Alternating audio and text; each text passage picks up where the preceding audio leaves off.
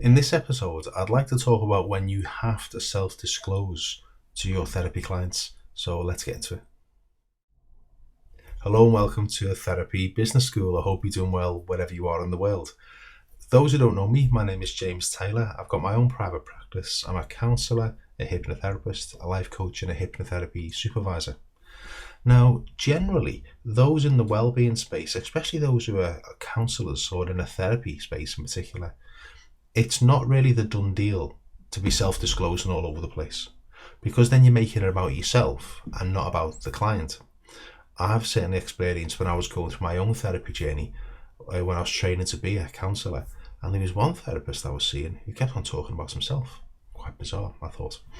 So it's not good to do this, but sometimes you have to self-disclose for a certain reason. And I've had to do this recently, and that's why I'm making this video.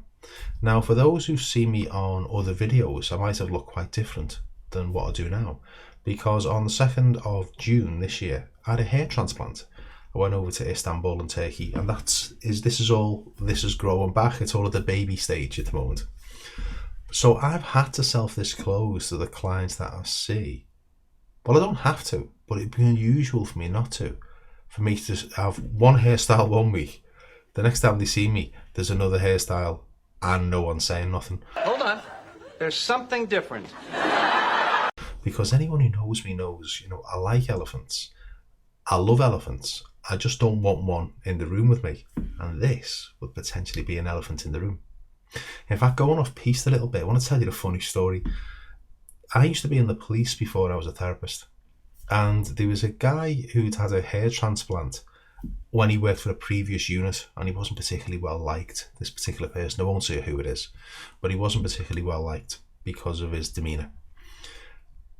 So a story that I heard about this guy, so I don't know whether it's true, I don't know whether it's malicious, but a story that I heard about this guy, let's call this guy John. That's not his real name, but for the sake of me explaining myself, let's call him John.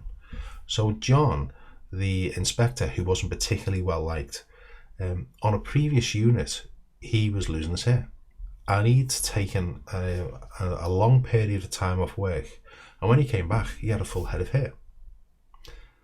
Now, a lot of the guys on the units were saying, John, where'd you get your hair done? And he said, don't know what you mean. So, John, your hair, it looks different. Did it cost much? I don't know what you're talking about.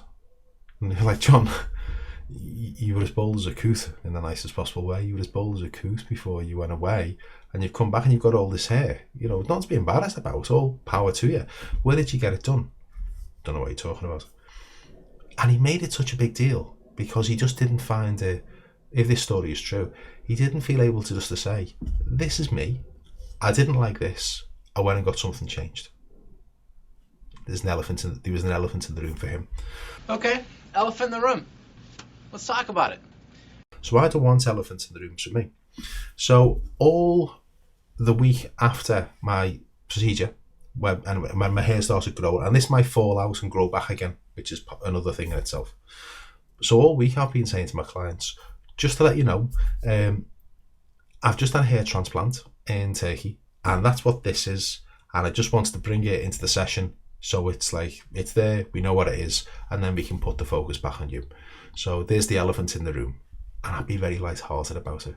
And I'd say, anyway, how have things been for you since our last session? And I'd start my session this way.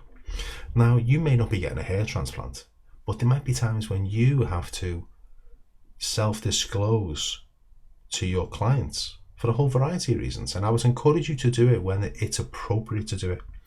So let's say you fall over and get a black eye or a scratch on your face. Well, if you sit there and say nothing, the client might be like, trying to look at your scratch. And it might distract them. Your scratch on your face might distract them from thinking about their stuff. So if you get it out the way, it stops being a distraction. Let's say you fell over and you've broken your arm, you've broken your leg, and you've got a cast on, and the client can see it. I would say it's a good idea to say, by the way, I fell over in my garden. I've broken my arm.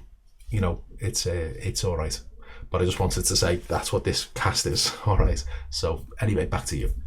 So it's a real I think it's a real good thing to do, to self-disclose if something unusual happens in your life and it's so obvious it'd be unnatural to not self-disclose. I mean, if you burnt the last night's pizza, clearly you don't need to be disclosing that one, unless it comes up if a client says, I burnt a pizza. I know the feeling, I've burnt pizzas too. Whatever it might be. But we're talking about the more obvious stuff. So that's what this episode is all about when you have to self-disclose. My advice would be, don't make it awkward, don't make it difficult, don't have an elephant in the room, just put it out there and be done with it. And then you can get on with the therapy, which is really what you're really there for. All right? So I hope you've enjoyed this episode. If you have, please remember to press the like, the share, the subscribe, ring the little bell.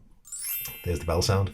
Ring the little bell. And what this does, this lets YouTube know that this video was useful, and it'll share it to other people. But also, if you subscribe to the channel, every time I upload a new video, you get automatically notified. All right? So I hope you've enjoyed this one. So again, this is James from Therapy Business School, and I'll see you next week, and might have a big perm going on. Who knows? All right. Bye-bye for now.